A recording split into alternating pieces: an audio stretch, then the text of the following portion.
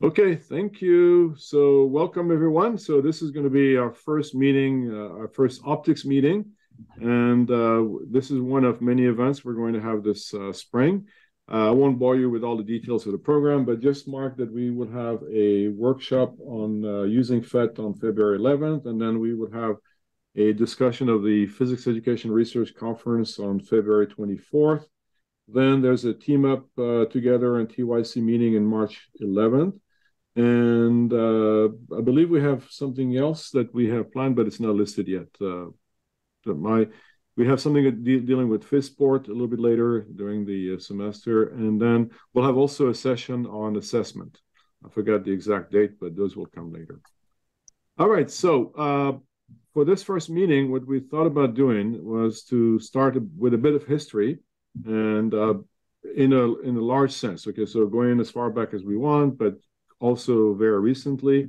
And so we wanted to discuss how the TYCs have been involved in PR to some extent.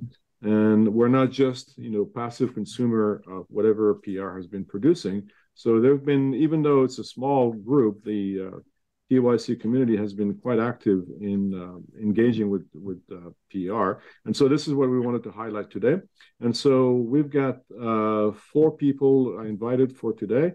And I'm going to do very quick presentations. So here we have Tom Okuma, who probably doesn't need any introduction. So he's got every, I think he's gone through every position within AAPT. I was looking at the bio the other day, and every committee he's been on it. But I would just simply highlight that he's got the Distinguished Service Citation in 1994, and then the Excellence in Introductory College Physics in 2002, and the Melba Phillips Award in 2016. Then with him, we also will have Savrda, who was a longtime instructor at Seminole State College and was also involved in the production of the Introductory College Physics for the 21st century, a very good project that collected a lot of people from the TYC community in the early 2000s. And I'm assuming she's going to tell us a little bit more about that as well. And then we are happy to welcome Abigail Daane to us today. So she comes to us from South Seattle College, and she's been teaching courses in in science, math, then science teaching method, drama, and social justice courses, which sounds very interesting. And she's also going to tell us what she's been doing up at Seattle. And we also are supposed to have Scott Schultz. He has a little conflict. He's supposed to be in a meeting currently, and he'll join us while this meeting is going on. And I hope he'll be able to be here for quite a while. So we're going to go for some 5-6 minute presentation from each of our speakers, and then we'll open up the floor for questions and answers, and we'll see how it goes. Okay, so we'll begin with Tom, if you'd like to maybe share with us what you wanted to discuss today. Sure.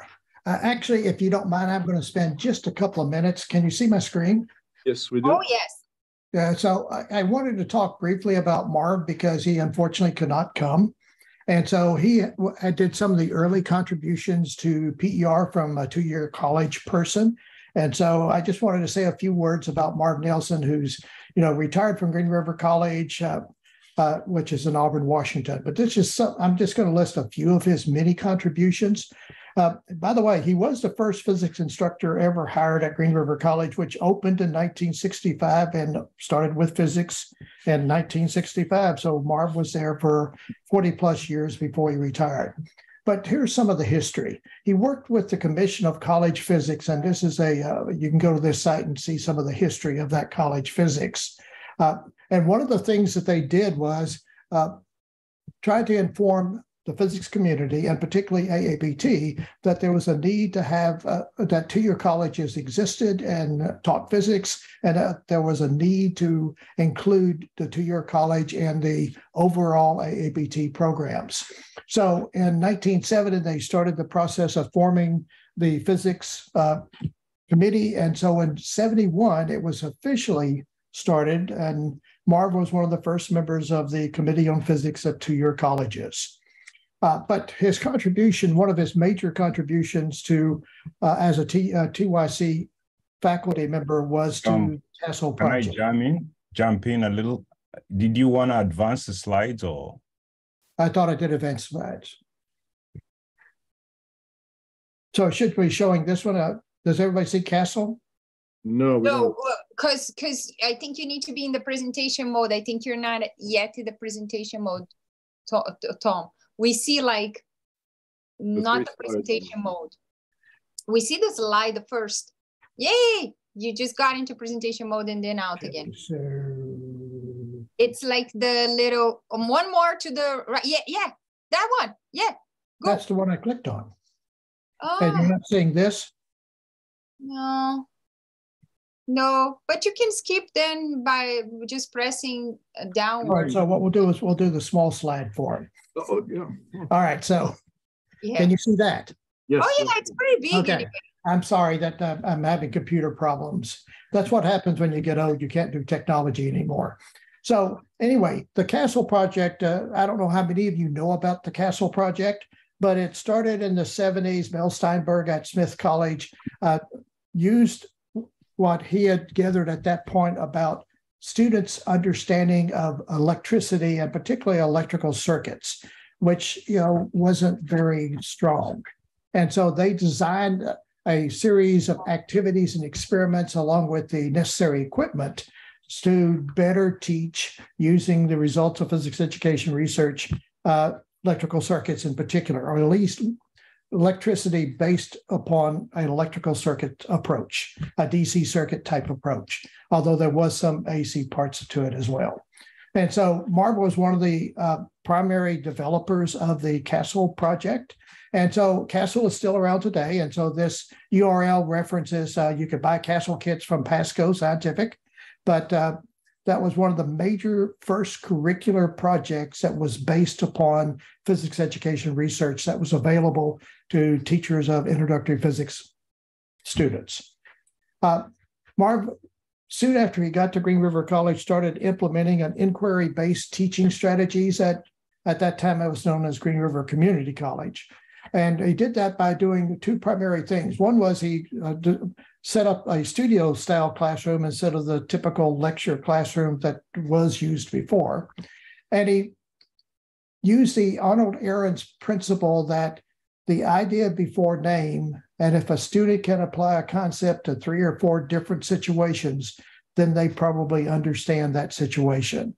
And that was his approach to teaching based upon physics education research. And then just continuing on that, he then led a series of gatherings in which they discussed the Arnold Ahrens book. And if you've never seen the Arnold Ahrens books, I'm going to hold it up just so you can see it. Looks like this.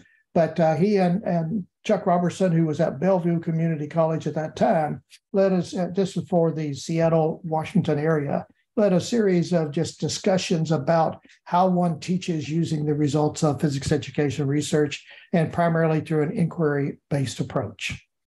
He summarized a lot of the origins of the two-year college physics committee at a paper that he gave at an invited session at the summer meeting in 2010 in Portland, Oregon. If you've never seen that paper, shoot me an email and I'll send you a copy of Marv's talk that he gave at that particular session. And just a couple more things. He was co-PI for the TYC 21 project with Mary Beth Monroe, which was the first AAPT elaborate project to look at physics at two-year college and try to influence how physics was taught at two-year colleges around the country. And then he was on also co-PI on a project called ICP 21 with Alex Dixon and Pearlie Cunningham, which later included Sherry Savrda, and maybe Sherry will talk about him and that in her discussion. But here's a nice little picture of Marv, just so that you'll know what he looks like. So I just wanted to say he added a lot of things to the two-year college community and was one of the first implementers of physics education research in the two-year college community. So I'd like to go to what I'm going to talk about, which is this slide here. So hopefully you can see that. And so what I wanted to do is there was a number of contributions that the two-year college workshop project that started with Kurt Heigelke and me back in 1991. And for 25 years, we ran workshops around the country. But a byproduct of... Tom, we don't see the slide for the moment. Did you share? There you go. How about now? That's good. Yep. Great. Sorry. And so in those 25 years, we had some other projects that we were doing at the same time. So I'm just listing 5 of these. All of these are based on physics education research, some heavier than others.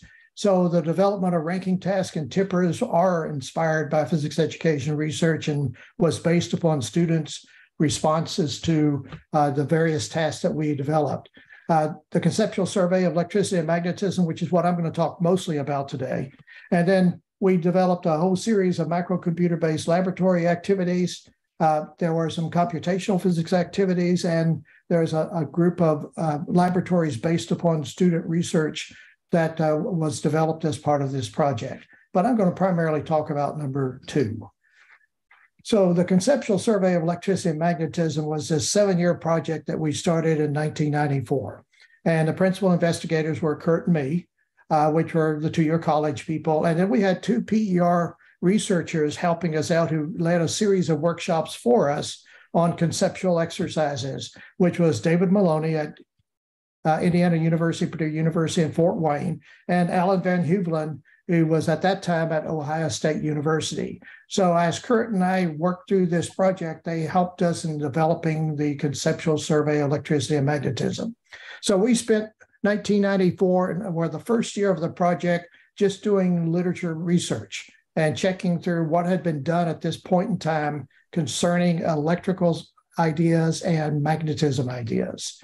And unfortunately, by the early 1990s, very little research had been done on how students think about electrical concepts such as fields and forces and potential, and magnetism concepts such as, again, fields and forces and that sort of stuff. So there was very little literature at this point. There was quite a bit of literature on mechanics. So by this time, the force concept inventory had been developed by Hestenes and Haloon and Swackhammer at Arizona State University.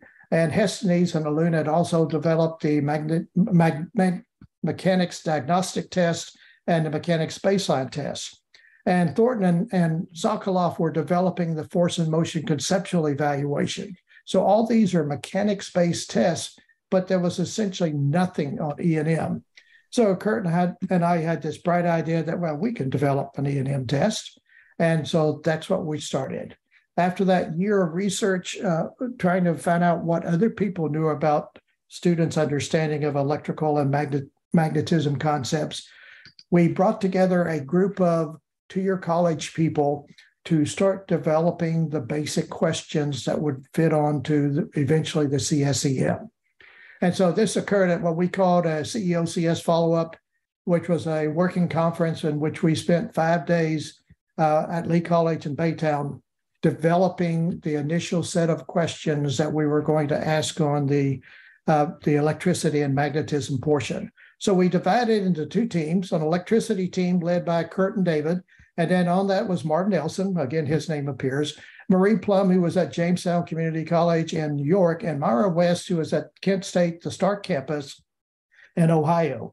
And so they worked on the electricity questions. The magnetism team was me and Alan Van Huvelen, Mark Mungie, who was at San Jose City College in California, and Dwayne Dabian, who at that time was at Highlands Community College in Kansas. And so during this 5 days, we would talk about what we thought were the principal concepts. We would develop a few ideas of what to ask. We would exchange ideas. And then as we develop questions, we would have sessions in which we would present it to the other team and they would critique it and say, no, that's not how I think it should be. And so we spent 5 days doing this. And the end result was that we developed what we called an electricity concept inventory, was a 32-question assessment on electrostatic concepts, no circuits, which we later called the conceptual survey of electricity, and did the same for magnetism, except it was only 19 questions And we later called that the Conceptual Survey of Magnetism. And so right after the conference, we then started to do testing with students. Initially, it was at Joliet Junior College and at Lee College. Then we expanded to see what students out of Ohio State University would do in a large lecture auditorium. Then we started asking our two-year college colleagues to start presenting it and giving it for their classes. And then as we developed that, we compared the student results. We discussed the problem areas because some questions were not well crafted and some questions turned out to be way too easy. And so we had to revise all of that as we went through this process. We had other folks who were PER experts look at the questions and critique them and make suggestions on how things should look and how the questions should be set up and asked. And so that modified a few of the questions. As I said, we started giving it to two-year college faculty because we were in this workshop project. We were giving 4 workshops a year at least. And so we had an opportunity to test, to give the CSE and CSM to these faculty, and they could critique it and tell us how they thought the questions were posed correctly or not correctly. And in June of 1997, we met again for 3 days, but this time at David Maloney's facility to refine the CSE and CSM. And at that time, Alan Van Heulen suggested that most universities and most colleges are not going to be able to give 2 assessment tests. It's just going to take up way too much time. So he suggested we combine those into a single test or assessment that was going to be a combination of electricity and magnetism questions. And so that's where the CSEM idea came from. And so we then spent, if you look at this one, this was our testing sequence. And you can see that we went through 7 different versions of the CSE and 7 different versions of the CSM and 5 different versions of the CSEM, modifying questions based upon student responses, based upon faculty responses, and trying to make it more and craft it in a better, either in better language or in a way in which it got to the core concepts that we were trying to assess. And so we also developed an open response version of both the CSE and CSM and used those to see how, when faculty responded, what they thought each one of these questions represented and what they thought we were asking the student to respond to. And the same for the CSEM. And so we did this, we compared student results from high school physics courses, from two-year college physics courses, from university physics courses. It was given to some honors physics courses. It was given in some of the junior and senior level mechanics and not mechanics, but E&M courses. It was even given to some graduate level E&M courses. And we had a number of colleagues, different countries around the world that gave it as well. And we put all those together to see whether the quality of the questions on the CSEM met the standards that we thought that they should. We also went through some of the basic statistical analysis of the assessment as well. So we did a quality of assessment items, looking at the difficulty and the discrimination between the questions on each particular topic that was supposed to be addressed in each one of the sections, the electricity and magnetism section. And then we did an overall measurement of the validity and reliability of the assessment instrument to make sure that it fit within the normal norms of the reliability of a quality assessment instrument. And all that led to us finally writing a paper that summarized all of this into this paper that was published in the American Journal of Physics. And since then, this was in 2001, we monitored the use of it and it's still being used today. So that's my brief presentation on how the CSEM was developed and produced. Oh, thank you, Tom. Do you want to answer questions now, Kareem, or wait till the end? I think we're going to go quickly around and Okay. then we'll come back to the questions later. I'm going to stop sharing. Okay, great. Okay, let's go ahead. And first of all, I want to point out that Scott has joined us. So welcome, Scott. Hi, Scott. And just so quickly, since we're on the subject, so Scott is now Dean of Science and Engineering at the Des Moines Area Community College.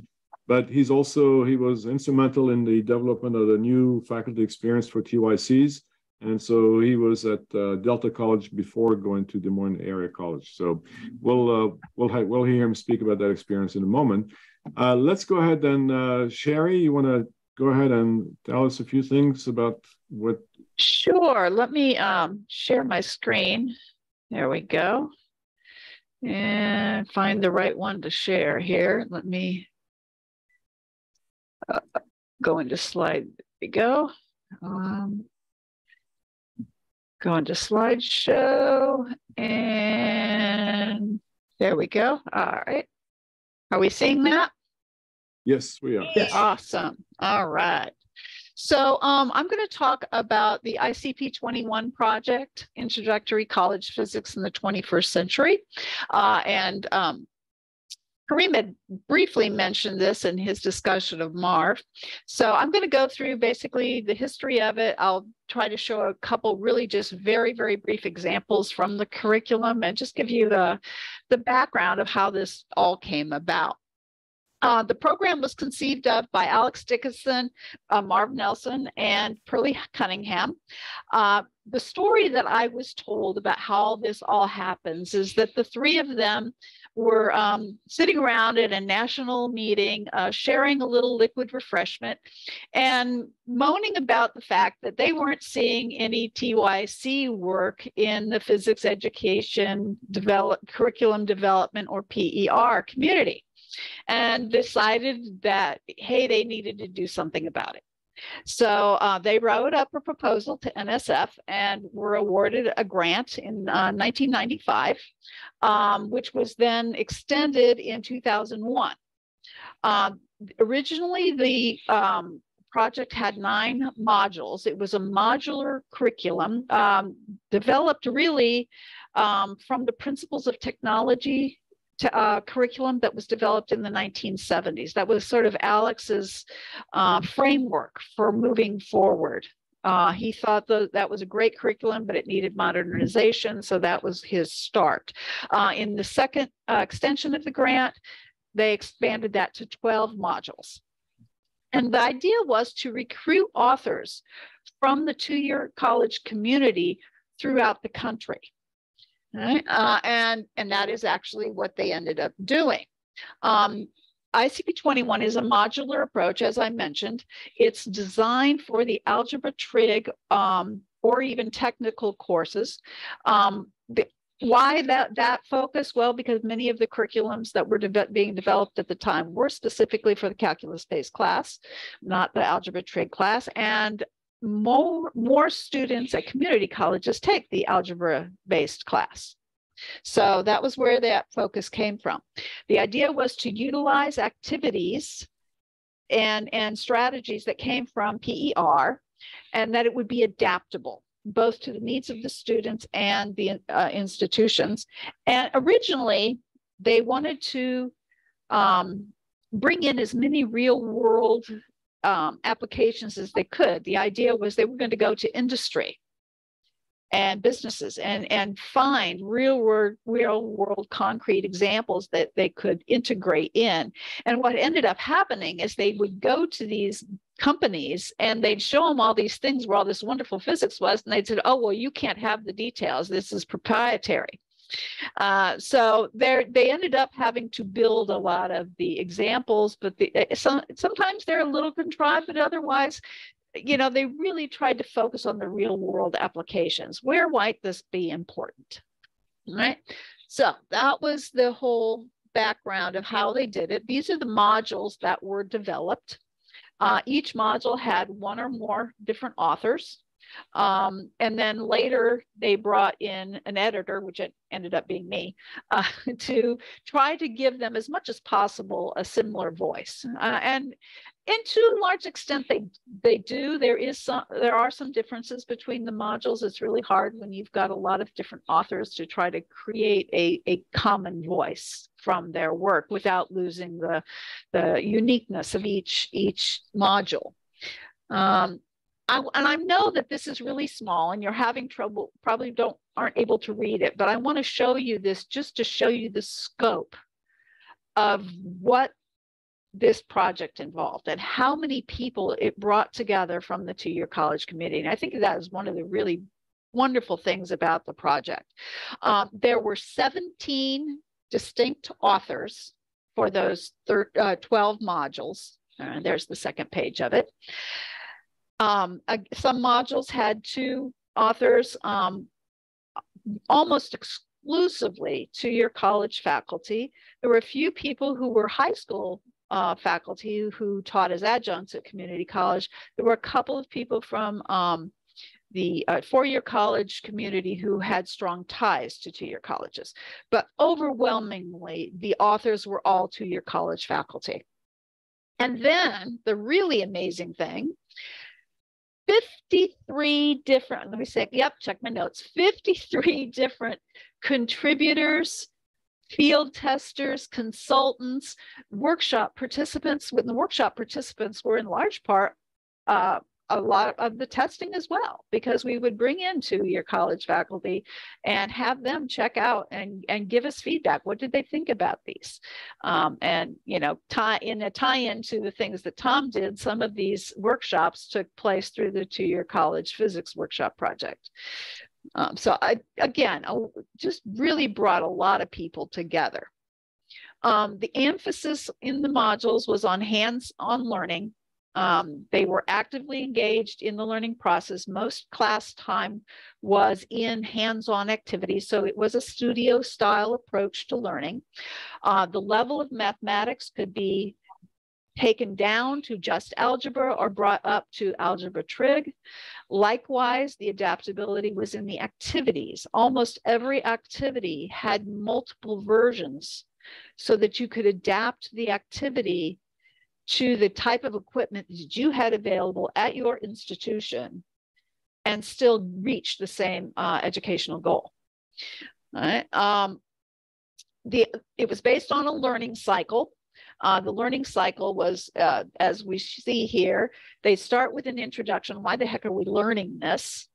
It would go on to an exploration, which was a hands-on activity, getting them to try to figure out, you know, what is it? What's going on with this phenomenon? Then they would reflect on that activity, try to make sense of it. Then there was always a dialogue, you know, something that they would have to read and you know, kind of pull the pieces together. Extensions were kind of like applying the knowledge. And then the applications were projects. Typically, there were many small little projects taking place throughout each module, with one overarching big project at the end, which kind of pulled all the concepts they've learned in that module together into something that they had to accomplish. The PER-based strategies that were integrated into the curriculum include modeling, multiple representations. Multiple representations were a big part of it. We really pushed them to, you know, you need to draw that sketch. You need to have that conceptual representation. You need to be aware of what formulas you're using and why those are the correct formulas. So going the graphics, we really pushed graphs, you know, to get them to be able to construct and interpret graphs. Ranking tasks, force and torque tables, energy bar charts, a lot of whiteboard work. Lots and lots of whiteboard work and guided discussions, and qualitative analysis, not just solving that, you know, mathematical problem, but explaining the physics behind what they're seeing. And projects were integrated in a couple of different places. Smaller projects were used as in-class activities to try to help students apply their new knowledge. This is actually a photo of a couple of my students doing a popper activity. They're simply given the poppers, just the poppers, and there's equipment laying around the room, and they're told to estimate the effective spring constant of the popper. So they have to decide how they're going to do that. And so these are two students who decided to use a scale and a meter stick, all right, to try to accomplish that. Bigger projects were basically bringing all the pieces together that they've learned in the whole module. And here's again, 3 of my students using the Castle kits to learn about electric circuits. So again, the tie-in to what Tom was talking about earlier. And just to wrap this up, I'm going to stop sharing really quick. And hang on just a second. And I'm going to show you very quickly just a couple examples of pages from the curriculum, just so you can see what it looked like. So I'm going to go ahead and share my screen again now that I've found my thing here. That's this page. Okay. So this is a page from the forces module where they are going to learn. They haven't done any learning about different kinds of forces or what a force is or anything other than a little, discussion at the beginning. They're asked, what is a force? What do you conceive a force as? And so then they're given simply instructions. Here's what we're going to do to build a model for analyzing the effects of force. So here they're given some instructions. You're going to identify what you're looking for. You're going to identify the forces, and then you're going to draw a force diagram. And then they're given some instructions on how to draw a force diagram. And again, this is before they've learned what the different kinds of forces are, et cetera. And then they're simply given this diagram and said, okay, your object of interest is that log. What forces are acting on here? And when I would do this with my class, I would end up with like 15, 20 or more different bizarre forces on there. And some of them were realistic because they've had high school physics. And some of them were like, I don't know where these forces came from. But because they haven't yet developed. But they see this and they realize, ooh, wait a minute, we need a framework here. And now they're primed to embrace that framework that we're going to give them and start, seeing, okay, of all this stuff we put on this diagram, what's real? All right, and then the second thing I'll show you before I wrap up, this is an activity which is adapted from CASEL, from the electric circuit module, where they're using a capacitor to find out to help them discover the origin of charge. And of course, I'll give you a little background. Prior to this, they know from the electrostatics unit that a capacitor is 2 conductors separated by an insulator. And so they see this and they say, and you ask them, well, if we build this circuit, what's going to happen? And invariably, the majority of the class will say, well, nothing's going to happen because there's insulator in the circuit. The previous activity was an activity where they put different things in a circuit and discovered that insulators don't work. So now we put this capacitor in there and they go, oh, it's not going to work. And then, of course, wonder occurs. So that's the kind of activities that we were doing with them. So that is all I actually have to share about the history of the ICP-21 project. Thank you, Sherry. I'm going to turn now to Abby. You want to jump in and share a few things with us? Yeah, I'm going to just, being cognizant of time, I'm going to mostly just share my link here. That's a folder that you can look at on your own at another time, and then just maybe talk for like 2 minutes so that we can catch up with what we're doing. Hopefully, can everybody see my screen? Yes, we can. Big enough? Okay, I'm just gonna leave why not? Okay, hi, so I'm Abigail Daane. I work at South Seattle College, like said before, and I have a different take on this assignment. So I have one slide, and it's just who do I work with? When do I do it? Why do I do it? And what research I've been working on. And so it's all there on the slide, but my main people that I work with are actually my students. So I do research with my students in collaboration. I don't do work on them. And I think that's really important. And that's something that I think is hidden gem, right? That we all have these incredible, amazing human beings that we see every day who we can support in practicing doing research, and also we can, you know, we can actually support them and they can support us in getting better at teaching. So so they're the primary folks that I work with. I also work with in collaboration with Libby Cheney, which many of you probably know. She's more connected to the 2-year college faculty at this point in her tenure than I have been in the past, but I'm trying to become more connected with 2-year faculty. And I come from a R1 focused education. And so I work with R1 professors who I trust, and I put that in italics because I think there are a lot of times R1 folks come in and they want to do research on you or on your students, and they don't support, they don't see you as valuable assets to that research. And I have been shocked at the number of solicitations that I've received saying, hey, I want to come video your class, and then no interest in collaborating at all. So I have found some amazing colleagues though that do not do that, that actually respect 2-year college folks. And I think that's really amazing. And so those kinds of collaborations are just really generative. And then I work with a lot of high school teachers as well. I think I already said why. It makes me a better teacher. I think it's fun. And also students benefit hugely from having that exposure at the 2-year college level. What research is several things in the past, but I am a part of the group who has designed the underrepresentation curriculum. The link is on the is in all that folder that I sent on the chat. But it's a curriculum designed to talk about inequity and equity in physics, and push on the barriers and systems that are in place right now for many of our students.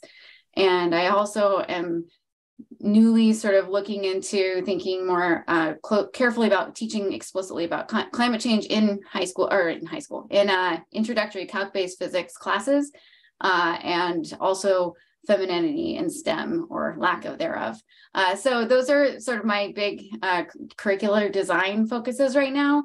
And I also, in the past and currently, have been doing some qualitative research in collaboration with other folks. I don't do this on my own because we teach so many classes. It's really hard to fit it in, right? So I guess my big thing is that the win is hard, and I think having people who are R1 professors or have more time on their hands in your group that you're working with is super important. So with that, I work with Clausel Mathis and his research group at Michigan State right now, thinking about culturally relevant pedagogy and physics teacher identity. And then I work with a group of colleagues, and I can actually even show them to you. So here are all my students that I've published papers with.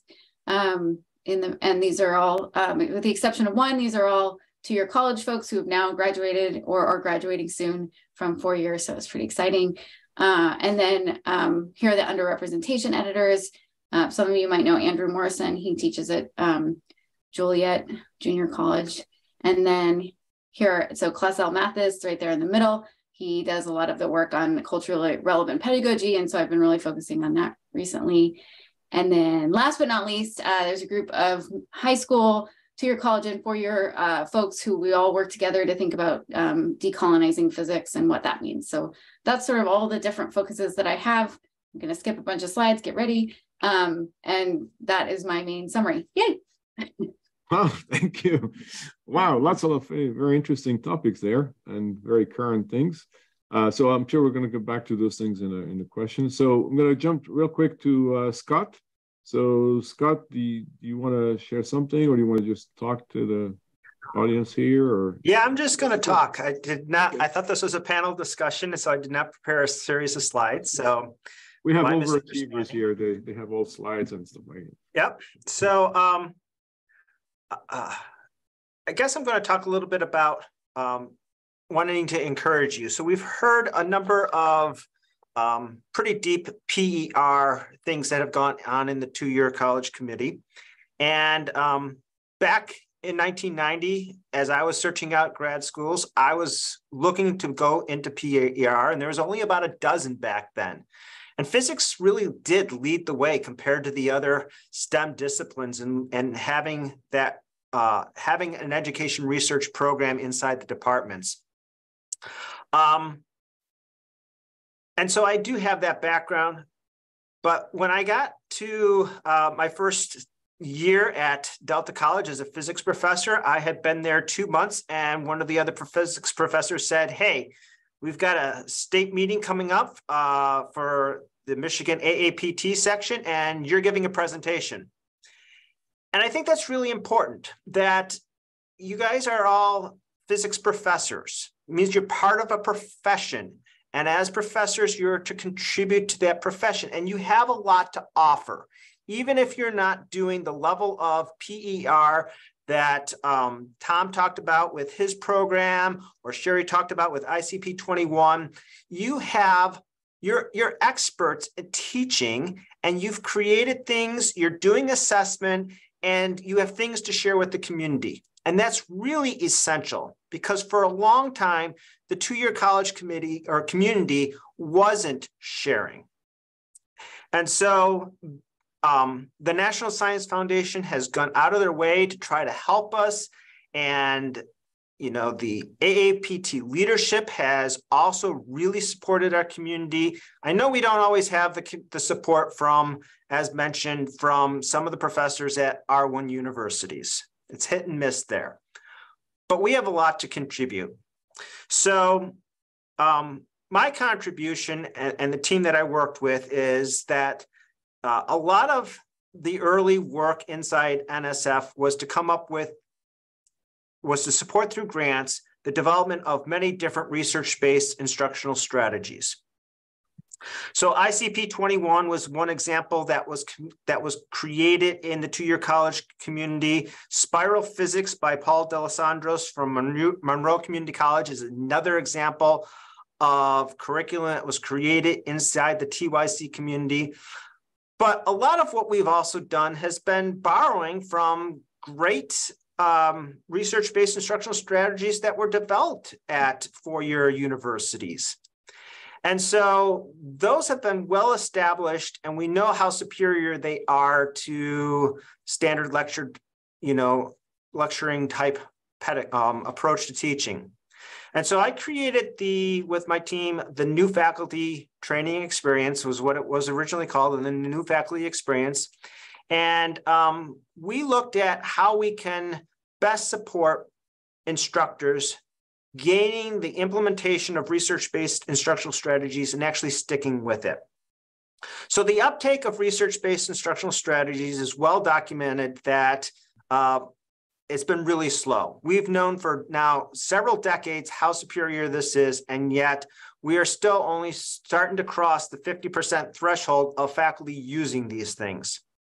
Research has also shown that, that if an instructor attempts to use it, is not well supported, and it doesn't succeed the first time they use it, they're very unlikely to try to use it again. So as we developed the new faculty experience, we're really cognizant of that and making sure that we fully supported those participants going through this, not just giving them something over a few days, but to make it an 18-month experience, so that as they were going back to implement it, they were being supported through an online community, through relationships that they had developed with their peers, with relationships they had developed through the mentors in the program.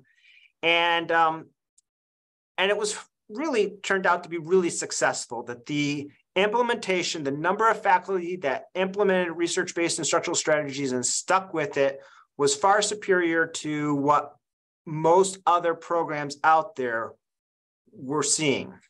And so that success of that program allowed us to be invited into many other national efforts.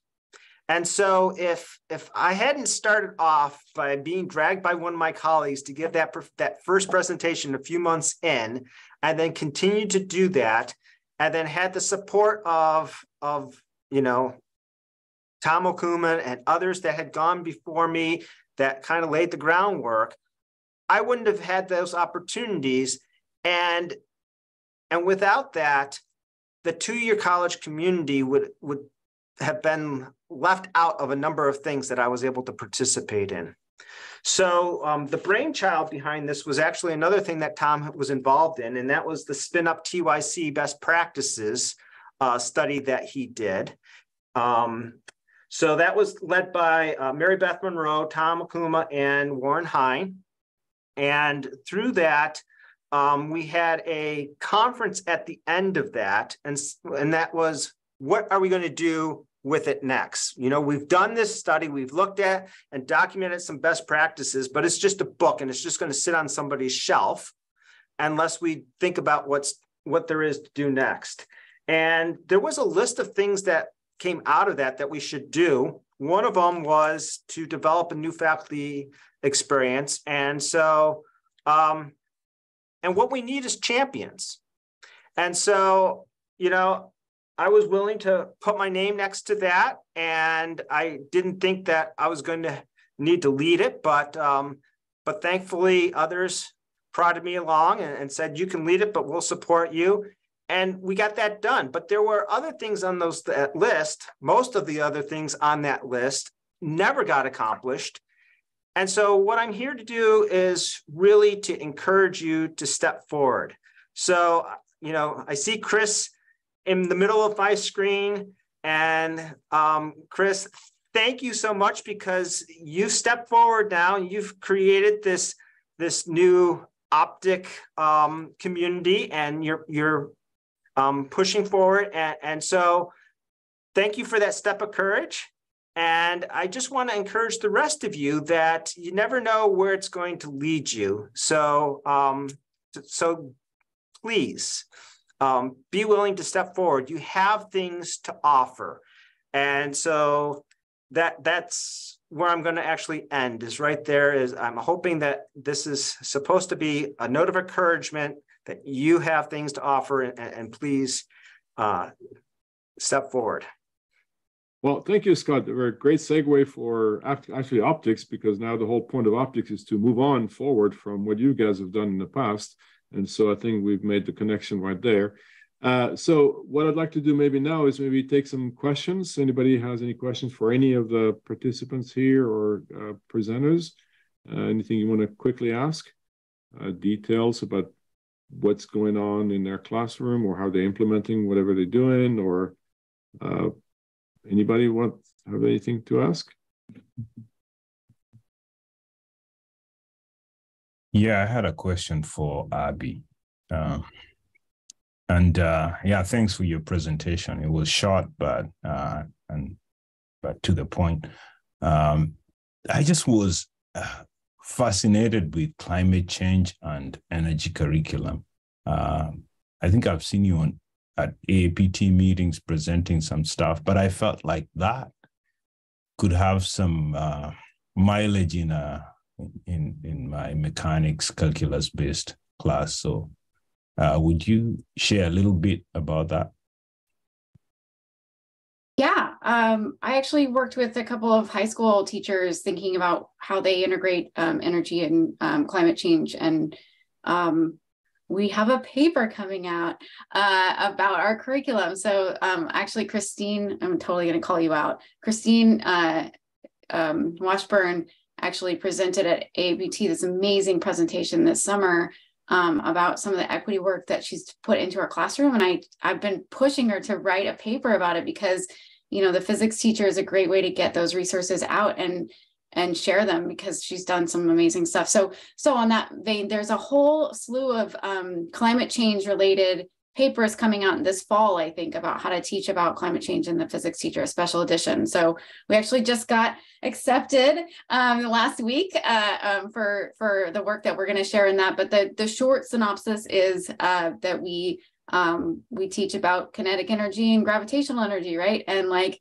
we don't ever talk about how that applies to climate change or to energy systems. And so we just like, it expanded into a unit, but it started with just talking about kinetic energy and gravitational energy and saying, hey, how do those forms of energy relate to like wind and solar, and like how do those even connect, right? And just like connecting that, like, oh my gosh, you know, like hydropower is gravitational energy, right? Was like a really cool, and it seems so obvious, like when you say it out loud, but I had never thought about that before I started teaching it this last year, like the actual direct connection that you could map every resource that we use onto a form of energy. And so we started with that idea and then expanded it to think about the carbon dioxide emissions, right, coming from each of those resources and what kind of impact that has. So I'm happy to share the preprint with you, of course, if you're interested.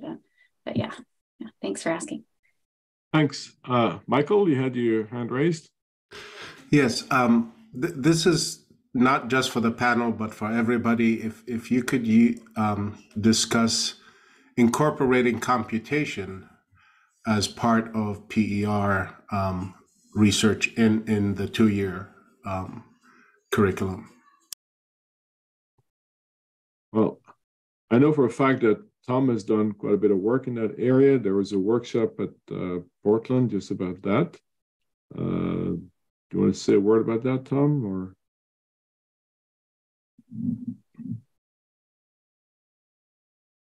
no, we can't hear you right now. You're muted.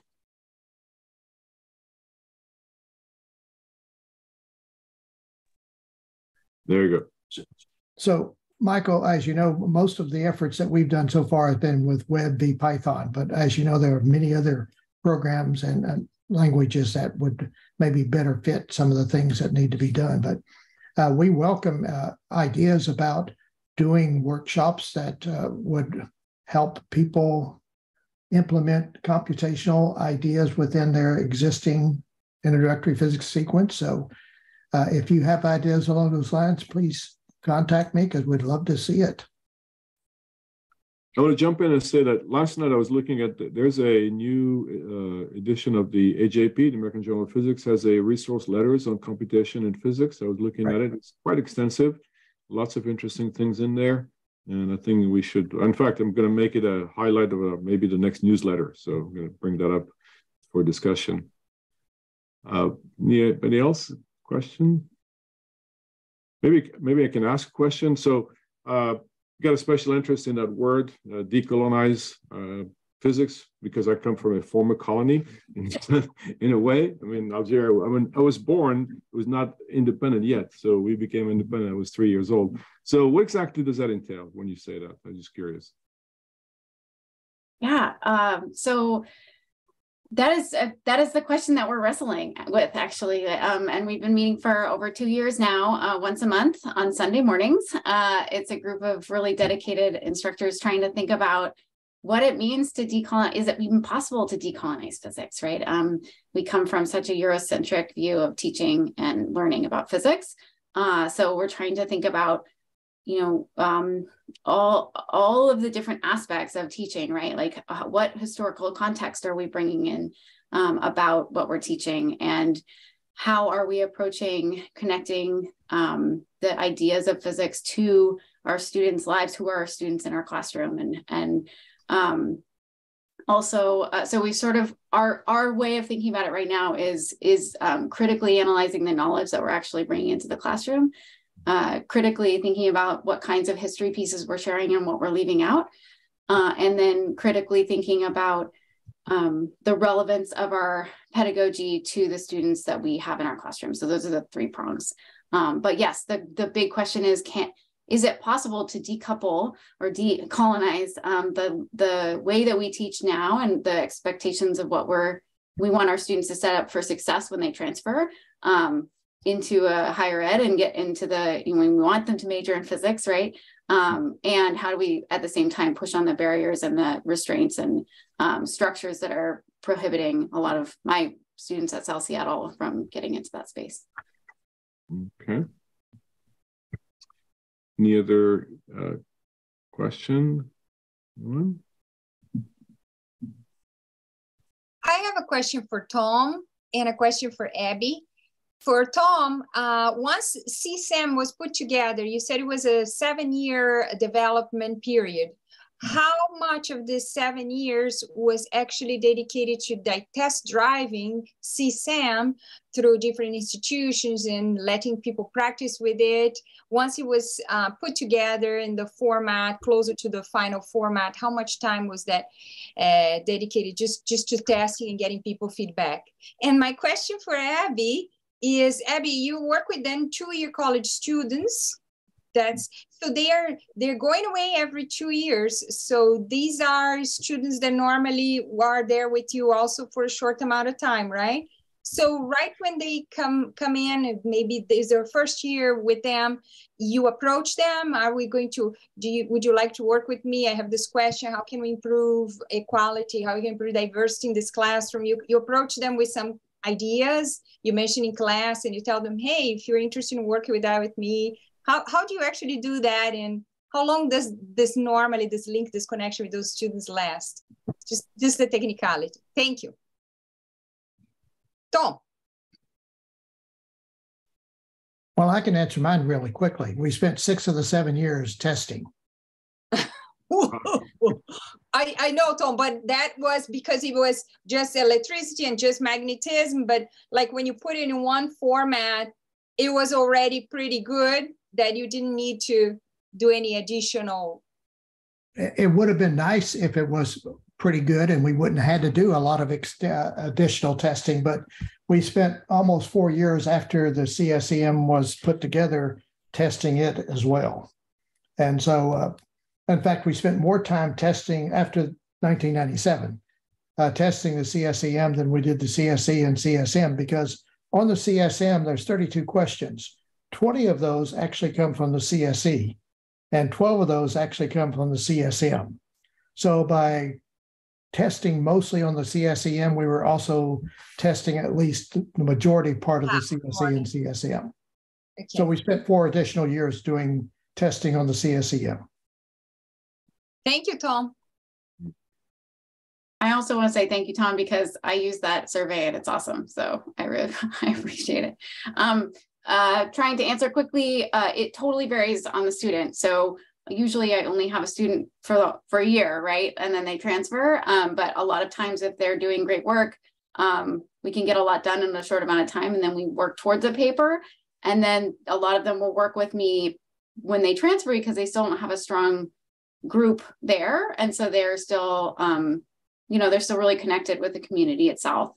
So so like a lot of them it could be a 1 quarter and done kind of thing. I just sort of invite them and we see where it goes. And I always just say, this is just to give you exposure to research and to give you some experience. And if you enjoy it, then you can continue. And if not, then it was just a good experience and you have it. So it totally depends on them. Kareem? Yep. I would like to give a plug to the tandem meeting that we're doing during the summer meeting, which is on July 15th. And one of the workshops is one that Abigail is doing on underrepresentation curriculum workshop. Let's talk about equity in STEM classrooms. So please come to the tandem meeting and you can attend Abigail's workshop. Okay, great. Great to know. That's not the only workshop. I know. I got a quick question for Scott. Did your sort of background in physics help you in your current new position? Does it make you come at it from a different perspective? How is that transition working? So I would say that my background as a faculty member is the most important thing that I bring to my new position. That you've probably. Oh, we lost. Connection is. They have made because of that.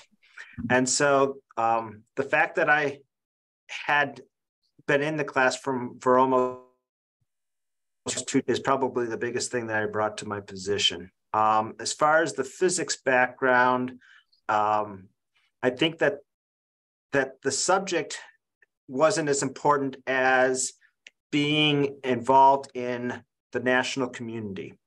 And that national community has really shaped how I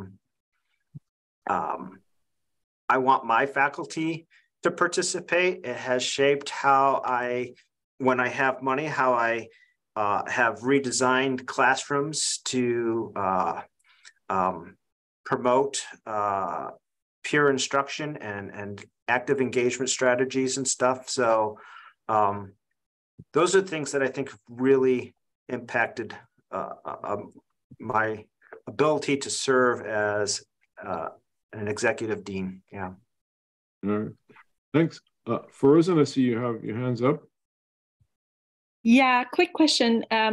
Would the links to the different programs that you have referred to today, like Tom referred to a few, and the ICP 21 or Abby's work, Scott's work, would they be located somewhere on the optics webpage that would be easily accessible?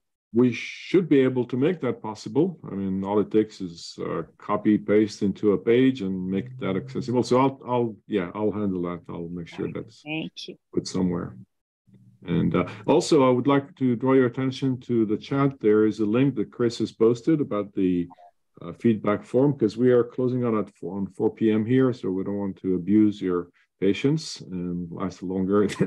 I'm sure we could go on and on, but I'd like to thank our invited speakers for accepting my invitation, especially when suddenly you get an email from me saying, hey, would you, I don't even know who you are, but here I'm inviting you to the session.